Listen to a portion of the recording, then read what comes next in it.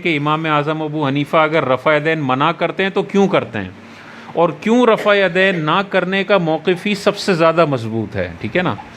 تو اگر ہم حدیث کا ذخیرہ دیکھیں تو حدیث میں کرنے کی حدیثیں بھی موجود ہیں اور نہ کرنے کی حدیثیں بھی موجود ہیں۔ جو ہمیں طعنہ دیتے ہیں کہ تم رفع یدین کرنے والی حدیثوں کو نہیں مانتے، ہم ان کو جواب میں یہ طعنہ دے سکتے ہیں کہ تم بھی تو نہیں مانتے نہ کرنے والی حدیثیں۔ تو یہ کوئی حل نہیں ہے کہ آپ کرنے والی حدیثیں دکھا کر سامنے والے کو طعنہ دیں۔ اگر دونوں طرح کی حدیثیں ہیں، اس کا مطلب یہ ہے کہ حضور سے دونوں طرح کا عمل ثابت ہے۔ امام اعظم ابو حنیفہ کا موقف یہ ہے کہ رفع یدین شروع میں حضور علیہ السلام نے کیا ہے، اسی لیے بخاری مسلم کی حدیثوں میں ہمیں نظر آتا ہے، لیکن بعد میں حضور علیہ السلام نے رفع یدین کو ترک کر دیا ہے۔ ہمارے لیے حضور کی آخری ظاہری زندگی کا عمل ہی فالو کرنا ضروری ہے، لہٰذا ہم اب رفع یدین نہیں کریں گے۔ حدیثیں اگرچہ ہیں لیکن وہ ساری منسوخ ہو چکی ہیں۔ اب دیکھیں جن حدیثوں میں رفع یدین نہ کرنے کا ذکر ہے وہ کون سی ہیں، یہ دیکھیں۔ ترمذی شریف کی حدیث ہے، حضرت عبداللہ بن مسعود رضی اللہ تعالیٰ عنہ سے روایت ہے۔ حضرت عبداللہ بن مسعود جلیل القدر صحابی ہیں اور فقیہ صحابہ میں ان کا شمار ہوتا ہے، جن کو بہت زیادہ اللہ تعالیٰ نے علوم عطا فرمائے تھے۔ حضرت عبداللہ بن مسعود ارشاد فرماتے ہیں کہ حضور علیہ السلام کو میں نے نماز پڑھتے ہوئے دیکھا، حضور علیہ السلام نے صرف پہلی مرتبہ ہاتھ اٹھائے، اس کے بعد حضور نے رفع یدین نہیں فرمایا تھا۔ یہ ترمذی میں بھی حدیث ہے اور یہ ابو داؤد شریف میں بھی حدیث ہے۔ اب جو کہتے ہیں کہ تم رفع یدین کرنے والی حدیث سے نہیں مانتے، ہم ان کو یہ حدیث دکھائیں گے کہ تم نہ کرنے والی حدیث سے کیوں نہیں مانتے۔ اور دیکھیں اس حدیث پر امام ترمذی نے کیا ارشاد فرمایا۔ امام ترمذی ارشاد فرماتے ہیں کہ یہ جو اوپر حدیث ہے جس میں لکھا ہوا ہے حضور نے صرف ایک مرتبہ ہاتھ اٹھایا جب پہلی تکبیر ہم کہہ رہے ہوتے ہیں، اس کے بعد حضور نے رفع یدین کیا ہی نہیں ہے۔ امام ترمذی ارشاد فرماتے ہیں وَبِهِ يَقُولُ غَيْرُ وَاحِدٍ مِّنْ أَهْلِ الْعِلْمِ مِّنْ أَصْحَابِ النَّبِيِّ۔ امام ترمذی ارشاد فرماتے ہیں یہ جو رفع یدین نہ کرنے والی حدیث ہے، اس پر بڑے بڑے صحابہ نے عمل کیا ہے، جو اہل علم صحابہ ہیں، بڑے بڑے فقہا نے عمل کیا ہے، یہی حضرت سفیان ثوری کا قول ہے اور یہی اہل کوفہ کا عمل ہے۔ یہ امام ترمذی فرما رہے ہیں کثیر صحابہ ہیں جو رفع یدین نہیں کرتے تھے، اس حدیث پر عمل کرتے تھے، کثیر فقہا ہیں، محدثین ہیں، اہل کوفہ ہیں اور سفیان ثوری رضی اللہ تعالیٰ عنہ۔ اب اتنے سارے لوگ ہیں جو رفع یدین نہ کرنے والے کو معاذ اللہ گالی دیتا ہے، اس کے خلاف زبان اعتراض دراز کرتا ہے، اس کو کہتا ہے یہ منکر حدیث ہے۔ اس کا اعتراض صرف امام ابو حنیفہ پہ نہیں جاتا، وہ حضرت عبداللہ بن مسعود جو جلیل القدر صحابی ہیں ان کو بھی معاذ اللہ برا بلا کہنے والا ہے، ان کو بھی منکر حدیث کہنے والا ہے، اور بہت سارے جلیل القدر صحابہ کے بارے میں وہ زبان اعتراض دراز کرتا ہے۔ اسی طرح دیکھیں سنن الکبریٰ بہقی شریف میں حضرت ابو بکر اور حضرت عمر کا عمل موجود ہے۔ حضرت عبداللہ بن مسعود ارشاد فرماتے ہیں صلیت خلف النبی صلی اللہ علیہ وسلم، میں نے نبی کے پیچھے نماز پڑھی، و ابی بکر، اور میں نے ابو بکر صدیق کے پیچھے نماز پڑھی، اور میں نے عمر کے پیچھے نماز پڑھی، فلم یرفعوا ایدیہم الا عند افتتاح الصلاۃ، تو ان تینوں مقدس ہستیوں نے صرف پہلی مرتبہ تکبیر کہتے ہوئے ہاتھ اٹھایا، پھر تکبیر کے لیے بلندی نہیں کیا ہاتھ۔ یہ حضرت عبداللہ بن مسعود ارشاد فرماتے ہیں کہ نہ حضور نے رفع یدین فرمایا، نہ حضرت ابو بکر صدیق نے اپنے دور خلافت میں فرمایا، نہ حضرت عمر فاروق نے اپنے دور خلافت میں فرمایا۔ یہ ساری حدیثیں چیخ چیخ کر بتا رہی ہیں کہ شروع کا عمل نبی کا تھا رفع یدین کا، لیکن آخری زندگی میں حضور علیہ السلام نے رفع یدین چھوڑ دیا، ابو بکر نے چھوڑ دیا، عمر نے چھوڑ دیا۔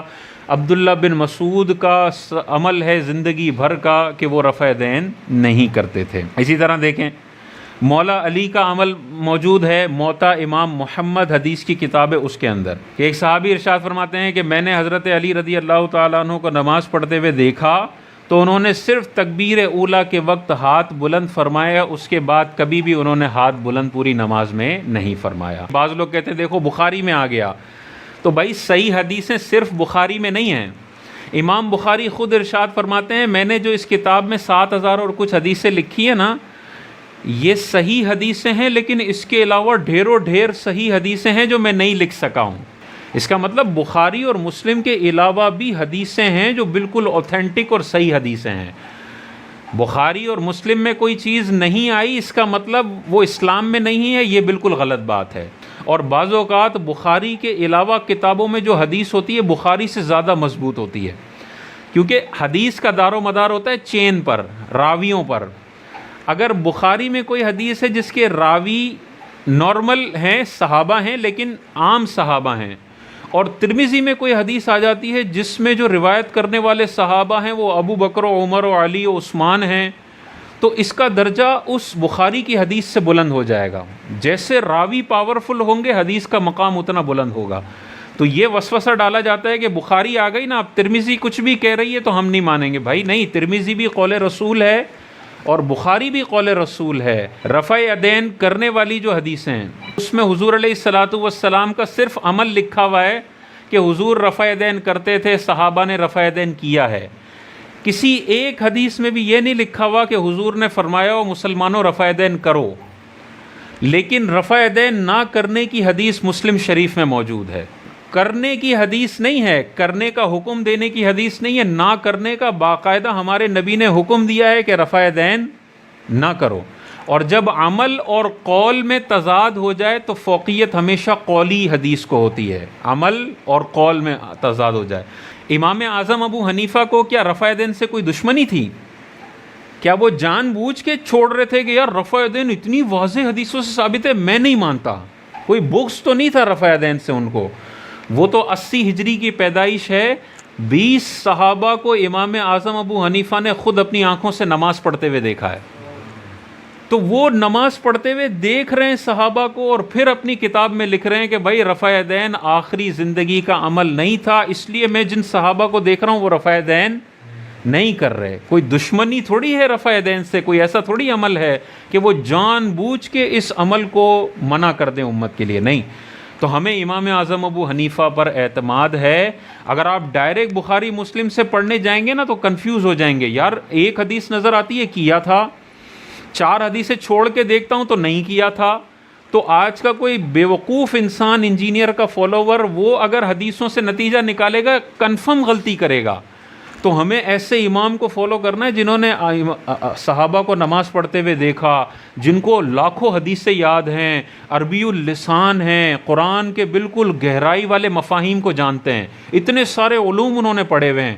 وہ جو ہزاروں حدیث کا نتیجہ دے رہے ہیں اس کو لینا عقل مندی ہے یا یہ کوئی جاہل شخص نتیجہ نکال کے دے رہا ہے اس کو لینا عقل مندی ہے؟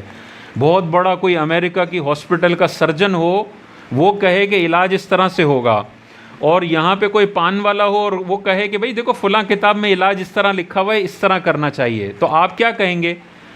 امریکہ کا جو سرجن ہے نا اس کو زیادہ مہارت حاصل ہے، اس نے کتاب کا ایک پیج نہیں پڑھا ہوا، اس نے ہزاروں کتابیں پڑھی ہوئی ہیں، اب وہ اپنے تجربے سے بتا رہا ہے.